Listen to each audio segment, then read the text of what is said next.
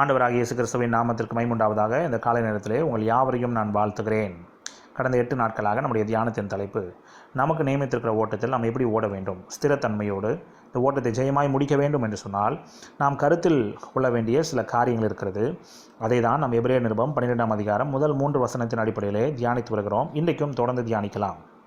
3ஆம் வசனத்தை இன்றைக்கு பார்க்கலாம். ஆகையால் நீங்கள் இளைப்புள்ளவர்களாய் உங்கள் ஆத்துமாக்களில் சோர்ந்து போகாதபடிக்கு தமக்கு விரோதமாய் பாவிகளால் செய்யப்பட்ட இவ்விதமான விபரீதங்களை சகித்த அவரையே நினைத்து கொள்ளுங்கள். நம்முடைய ஆத்துமாக்களில், நம்முடைய இருதயங்களில் இளைப்பு வந்துவிட்டால் அது சோர்வுக்கு நேராக நம்மை நடத்தும். அந்த சோர்வுகள் நம்மை மேற்கொள்ளும் பொழுது நம்முடைய விசுவாச ஓட்டத்தில் நாம் ஓட முடியாதபடிக்கு நம்மை அமிழ்த்துகிறதாக, அழித்து போடுகிறதாக இருக்கிறது. ஆகவே தான் இங்கே எழுதப்பட்டிருக்கிறது, நீங்கள் இளைப்புள்ளவர்களாய் உங்கள் ஆத்துமாக்களில் சோர்ந்து போகாதபடிக்கு தமக்கு விரோதமாய் பாவிகளால் செய்யப்பட்ட இவ்விதமான விபரீதங்களை சகித்தார். இயேசு கிறிஸ்து அவமானத்தை எண்ணவில்லை, சிலுவையை சகித்தார், விபரீதங்களை சகித்தார். ஆகவே அவரையே நினைத்து கொள்ளுங்கள், அவரையும் நினைத்து கொள்ளுங்கள் என்று எழுதப்படவில்லை. மேகம் போன்ற இத்தனை திரளான சாட்சிகள் நம்மை சூழ்ந்து கொண்டிருக்கிறது, உண்மை. ஆகவே நீங்கள் பரிசுத்தவான்களையும் பார்த்து கொள்ளுங்கள், இயேசுவையும் பாருங்கள் என்று எழுதப்படவில்லை.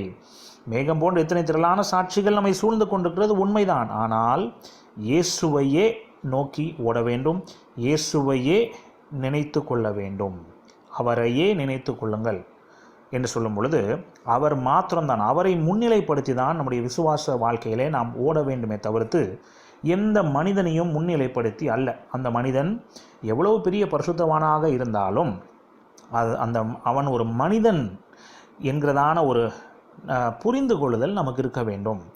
மனிதனை தேவன் ஸ்தானத்திற்கு உயர்த்துவதும் தேவனை மனிதன் ஸ்தானத்திற்கு கீழாக அப்படி கீழ்ப்படுத்துவதும் இந்த கடைசி நாட்களில் இப்படிப்பட்ட கள்ள உபதேசங்களும் பரவி கொண்டிருக்கிறது.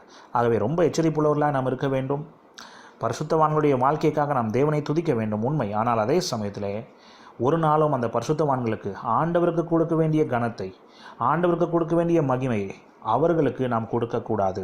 இது ரொம்ப எச்சரிப்புள்ளவர்களாக நம்ம இதில் இருக்க வேண்டும். இங்கே எழுதப்பட்டிருக்கிறது ஆங்கிலத்திலே, consider him who endured such opposition from sinners so that you will not grow weary and lose heart. இளைப்பு என்பது நம்ம எல்லாருக்கும், மனிதர்களாக இருக்கிற எல்லாருக்கும் சாதாரணமாக இயல்பாக வரக்கூடிய ஒரு காரியம். அப்போது நம்முடைய விசுவாச வாழ்க்கையிலே, ஆவிக்குரிய வாழ்க்கையிலே நமக்கு இளைப்பு வராமல், சோர்ந்து போகாமல் நாம் இருக்க வேண்டும் என்று சொன்னால் என்ன செய்யணும்? தமக்கு விரோதமாய், ஆண்டவராக இயேசு கிறிஸ்துவுக்கு விரோதமாய் பாவிகளால் செய்யப்பட்ட எத்தனையோ விதமான விபரீதங்களை சகித்தாரே. ஆகவே அவரை நாம் பார்க்கும் பொழுது நிச்சயமாக நம்முடைய விசுவாச வாழ்க்கையில் நமக்கு ஒரு மனதைரியம், நமக்கு ஒரு உற்சாகம் வரும்.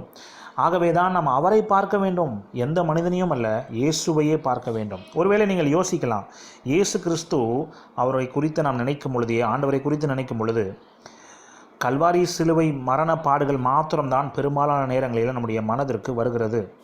ஆனால் பிரியமானவர்களே, அதை காட்டிலும் இயேசு கிறிஸ்துவனுடைய உச்சக்கட்ட பாடுகள், அந்த வேதனையினுடைய காரியம் எதிலே தெரிய வந்தது என்று சொன்னால் அந்த சிலுவையிலே தான் வெளிப்பட்டது, உண்மை. ஆனால் அவருடைய பிறப்பிலிருந்தே நாம் யோசித்து பார்க்கும் பொழுது பலவிதமான பாடுகள், வேதனைகள் ஊடாக தான் ஆண்டவராக இயேசு கிறிஸ்து உலகத்திலே அவர் வாழ்ந்தார். அதற்கு எடுத்துக்காட்டாக சில காரியங்கள் உங்கள் மத்தியிலே நான் சொல்லுகிறேன், வேத வசனத்தின் ஆதாரத்தோடு. மத்தேயு சுவிசேஷம் 1ஆம் அதிகாரம் 18-19 வசனத்திலே நாம் பார்க்கிறோம், கன்னி மரியாளின் வயிற்றிலே ஆண்டவராக இயேசு கிறிஸ்து பிறந்தார். இது நமக்கு தெரிந்த சத்தியம்தான். ஆனால் அந்த காலகட்டத்திலே அந்த உலகம், அவரை சுற்றிலும் இருந்த ஜனங்கள் இது எப்படி பார்த்திருப்பார்கள்? இயேசு கிறிஸ்துவுக்கு எப்படிப்பட்ட ஒரு வரவேற்பு, இல்லாவிட்டால் பல பேர் இயேசு கிறிஸ்துவை எப்படி, எந்த மனநிலையோடு அவரோடு பழகியிருப்பார்கள் என்பதையெல்லாம் கொஞ்சம் யோசித்து பாருங்கள். அதே போல் லூக்கா சுவிசேஷம் 2ஆம் அதிகாரம் 7ஆம் வசனத்திலே, அதே அதிகாரம் 24ஆம் வசனத்திலே வாசிக்கும் பொழுது நமக்கு சில காரியங்கள் புரிகிறது. அது என்ன? இயேசு கிறிஸ்து ஏழ்மையான குடும்பத்திலே பிறந்தார். அவர் பிறந்த உடனே முன்னணியிலே கிடத்தப்பட்டிருந்தார். மாட்டு தொழுவத்திலே பலவிதமான அந்த ஒரு அனுகூலமான சூழல் இல்லை. அதையெல்லாம் ரொம்ப ஏழ்மையாக, வறுமையிலே, தரித்திரத்திலே இருந்ததான ஒரு சூழ்நிலை தான். அப்படிப்பட்ட சூழ்நிலை தான் இயேசு கிறிஸ்து பிறந்தார். அதே போல் மத்தேயு சுவிசேஷம் 2ஆம் அதிகாரம் 13ஆம் வசனத்திலே நாம் வாசிக்கும் பொழுது, அவர் குழந்தையாக இருந்த பொழுதே, சிறு குழந்தையாக இருந்த பொழுதே அவருடைய உயிருக்கு ஆபத்து இருந்தது. His life was threatened. அதே போல் அதே அதிகாரம் 16ஆம் வசனத்திலையும் வாசித்து பாருங்கள். அவருடைய பிறப்பின் பொழுது அந்த நாட்களிலே பலவிதமான வேதனைகள், பலவிதமான பாடுகள், டெரிபிள் சஃபரிங், சொல்லனா துயரங்கள் அந்த நாட்களிலே இருந்தது. அந்த சிறு குழந்தையை ஒரு இடத்திலிருந்து இன்னொரு இடத்திற்கு கூட்டி கொண்டு போவது அவ்வளவு எளிதான காரியம் அல்ல. அதுவும் இந்த நாட்களிலாவது வாகன வசதிகள் இருக்கிறது, அந்த நாட்களில் அதுவும் இல்லை. அப்போது அதையும் கொஞ்சம் யோசித்து பாருங்கள். இதெல்லாம் கடினமான காரியம்தான், இதெல்லாம் வேதனை தான். அதே போல் லூக்கா சுவிசேஷம் 2ஆம் அதிகாரம் 39ஆம் வசனத்தின்படி நாசரேத்திலிருந்து ஏதாயிலும் நன்மை வருமோ என்று அவர்கள் அப்படிப்பட்ட வார்த்தைகளை சொல்லும் பொழுது அதனுடைய அர்த்தம் என்ன? நாசரேத் என்பது பல பேரால் அங்கீகரிக்கப்படாத, வெறுத்து ஒதுக்கப்பட்ட, அலட்சியம் பண்ணப்பட்ட, ஒரு கீழ்த்தனமாக பார்க்கப்பட்ட ஒரு பகுதியாக, ஒரு பட்டணமாக இருந்தது அந்த நாட்களிலே. அப்போ அப்படிப்பட்ட ஊரிலிருந்து இயேசு கிறிஸ்து வளர்க்கப்பட்டார், வந்திருப்பார் என்று சொன்னால், நசரேனாகிய இயேசு கிறிஸ்து நாசரேத் ஊரிலிருந்து இயேசு கிறிஸ்து வந்திருப்பார் என்று சொன்னால் அவருக்கு எப்படிப்பட்ட ஒரு வரவேற்பு அந்த நாட்களில் கிடைத்திருக்கும் என்பதையும் நீங்கள் யோசித்து பாருங்கள். அதே போல் இயேசு கிறிஸ்துவனுடைய உலக பிரகாரமாக இருந்த தகப்பன் யோசேப்பு இயேசு கிறிஸ்து சிறு வயதாக இருக்கும் பொழுதே, அவர் குழந்தையாக இருக்கும் பொழுது அல்ல, ஆனால் கொஞ்சம் வளர்ந்து கொஞ்சம் பெரியவனான பிறகு, ஒரு வாலிப வயது என்று கூட நம்ம வைத்துக்கொள்ளலாம், அதற்கு முன்பாக கூட டீனேஜில் கூட யோசேப்பு மரித்திருக்கக்கூடும் என்றுதான் பல வேத பண்டிதர்கள் சொல்லுகிறார்கள். மத்தேயு சுவிசேஷம் 13ஆம் அதிகாரம் 53ஆம் வசனத்திலிருந்து 58ஆம் வசனத்தை வரைக்கும் வாசித்து பாருங்கள். எதற்காக இதை நாம் வாசிக்க வேண்டும் என்று சொன்னால் அதனுடைய இன்னொரு அர்த்தமும் இருக்கிறது அதிலே. அப்போது யோசேப்பு மரித்த பிறகு இயேசு கிறிஸ்து தான் தம்முடைய குடும்பத்திற்கு, இந்த உலக பிரகாரமாக இருந்த தம்முடைய குடும்பத்திற்கு அவர் தேவைகளை சந்தித்திருப்பார். He had to support his family.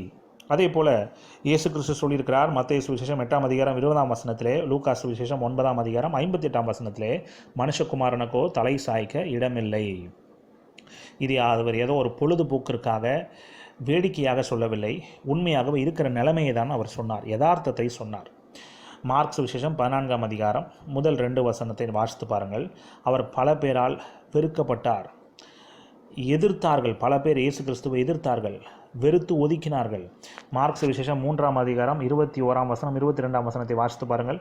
சில பேர் அவரை மயங்கியிருக்கிறார் என்று சொன்னார்கள், அவருக்கு புத்தி சுவாதீனம் இல்லை என்று சொன்னார்கள், புத்தி சரியில்லை என்று சொல்லுகிறார்கள், பிசாசுகளின் தலைவனாலே பிசாசுகளை துரத்துகிறார் என்று சொல்லுகிறார்கள். இப்படிப்பட்ட வார்த்தைகள் எல்லாவற்றையும் இயேசுவுக்கு நேராக அவர்கள் சொல்லுகிறார்கள். இதையெல்லாம் கொஞ்சம் யோசித்து பாருங்கள். அதே போல் அவருடைய சொந்த குடும்பத்தாரே இயேசு கிறிஸ்துவை எதிர்த்தார்கள் என்றும் நாம் பார்க்கிறோம். அவர் தமக்கு சொந்தமானவர்களை தேடி வந்தார், ஆனால் அவருக்கு சொந்தமானவர்கள் அவரை ஏற்றுக்கொள்ளவில்லை. சொந்தமான ஜனங்கள் இயேசுவை ஏற்றுக்கொள்ளவில்லை. அதே போல் இயேசு கிறிஸ்துவனுடைய ஒரு சீஷன் அவரை மறுதளிக்கிறான், இன்னொரு சீஷன் அவரை காட்டி கொடுக்கிறான். அதாவது இயேசு கிறிஸ்துவோடு கூட இருந்த நண்பர்கள் அவர்கள் எல்லாரும் இயேசு கிறிஸ்துவை விட்டு ஓடி போய்விட்டார்கள். பெரும்பாலான பேர் ஓடி போய்விட்டார்கள். அவர் பல பேரால் வெறுத்து ஒதுக்கப்பட்டார், நிராகரிக்கப்பட்டார், தனிமைப்படுத்தப்பட்டார். யோவான் சுவிசேஷம் 18ஆம் அதிகாரம் 33ஆம் வசனத்தை வாசித்து பாருங்கள். அந்த ஆலோசனை சங்கத்திற்கு முன்பாக அந்த நாளிலே இருந்த ஹைகோர்ட், அதுதான் ஹைகோர்ட் ஆஃப் த லேண்ட். அதில் அநியாயமாய் அவருக்கு எதிராக வழக்குகள் தொடுக்கப்பட்டு குற்றச்சாட்டுகள் சொல்லப்பட்டு அவரை விசாரித்த விதமும் அவரை விசாரித்த நேரமும் சரி, எல்லாவற்றிலும் ஒரு அநியாயம்தான். எதுவுமே சட்டத்திற்குட்பட்டு நடக்கவே இல்லை. எல்லாம் சட்டவிரோதமாக தான் அந்த நாட்களிலே நடந்தது. அதே போல் பாருங்கள், 2 கல்வர்கள் மத்தியிலே இயேசு கிறிஸ்து ஒரு கல்லனை போல அவர் தொங்கினார் என்பதும் நமக்கு நன்றாக தெரியும். பிரியமானவர்களே, இதையெல்லாம் நான் ஏன் உங்கள் மத்தியிலே இன்றைக்கு சொன்னேன் என்று சொன்னால், இதையெல்லாம் நாம் யோசித்து பார்க்கும் பொழுது நம்முடைய வாழ்க்கையும் நாம் சிந்தித்து பார்க்க வேண்டும். நாம் எத்தனையோ நேரங்களிலே ரொம்ப எளிதாக சொல்கிறோம், எனக்கு வந்த கஷ்டத்தை போல வேறு யாருக்கும் வரக்கூடாது. ஆனால் இயேசு கிறிஸ்துவை இன்றைக்கு நோக்கி பாருங்கள், எல்லாவற்றையும் சகித்து அவரையே நாம் நினைக்க வேண்டும் என்று சொல்லும்போது, இயேசு கிறிஸ்துவை பார்க்கிலும் நீங்களும் நானும் பாடுகளை இந்த உலகத்தில் அனுபவித்து விட்டோம் என்று நிச்சயமாக யாருமே சொல்ல முடியாது. ஆனால் இந்த கால நேரத்தில் நாம் செய்ய வேண்டிய காரியம் என்ன?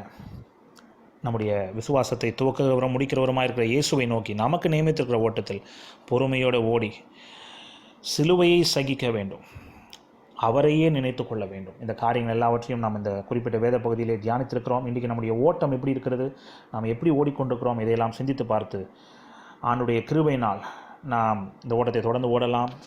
இந்த சிந்தனையோடு நாம் இந்த தியானத்தை முழுவதுமாக நிறைவு செய்ய போகிறோம். நாளை தினத்திலே ஒரு புதிய தியானத்தை ஆரம்பிக்கலாம். இன்றைக்கு தியானித்த வார்த்தைகள் மூலமாக ஆண்டவர் நம்மை நடத்துவாராக. ஆமென்.